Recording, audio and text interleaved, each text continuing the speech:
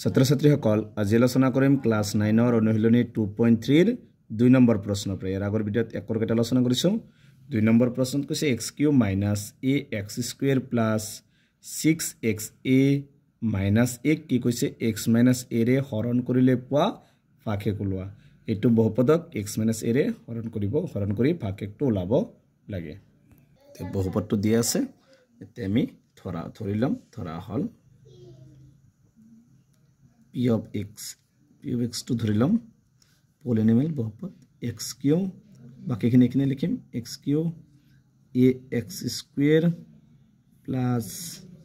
6x - a এতিয়া আমাক কিহেৰে হৰণ কৰিব দিছে x - a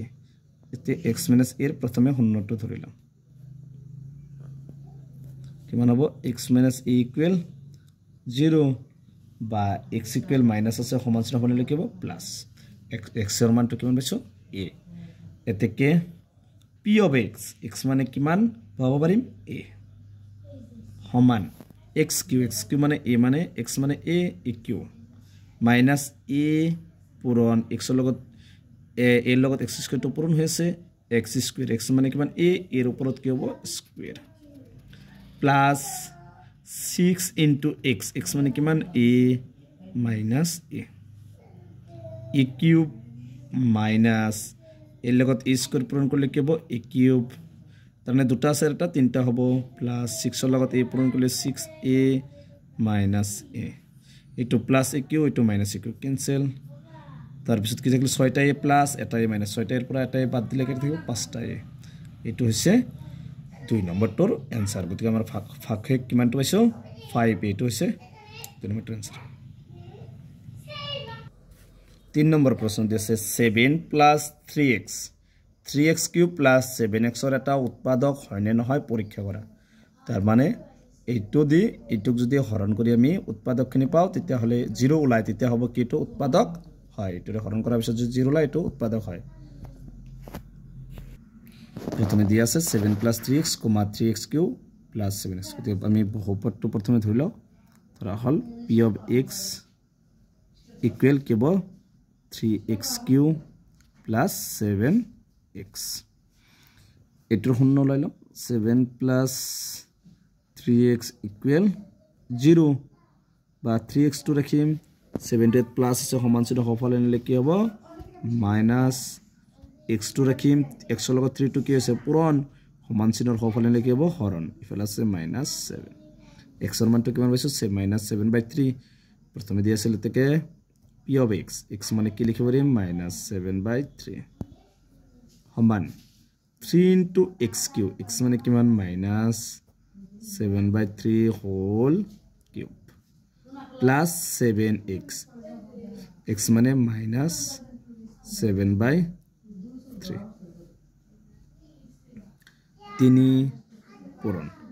-3 বার পূরণ করলে কি হবে মাইনাস হ'ব 7 তো 3 বার পূরণ করলে 7 × 49 49 এর লগত আৰু এটা 7 7 9 × 63 7 4 × 28 28 আৰু 6 কিমান হ'ব 30 34 উপৰত হ'ব 3 4 3 আর তলত 3 তো 3 বার পূরণ করলে 3 3 × 9 9 3 × 27 তার পিছত আছে প্লাস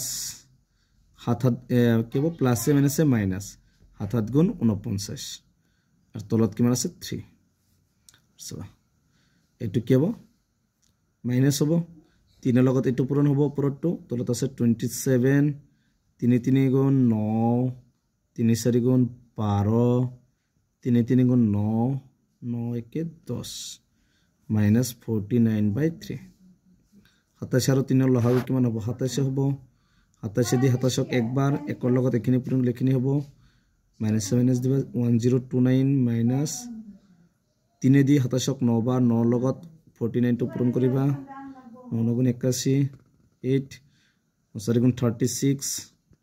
36 30 44 তো যোগ কৰিবা মাইনাস কি হ'ব প্লাস ইনটু মাইনাস হ'ব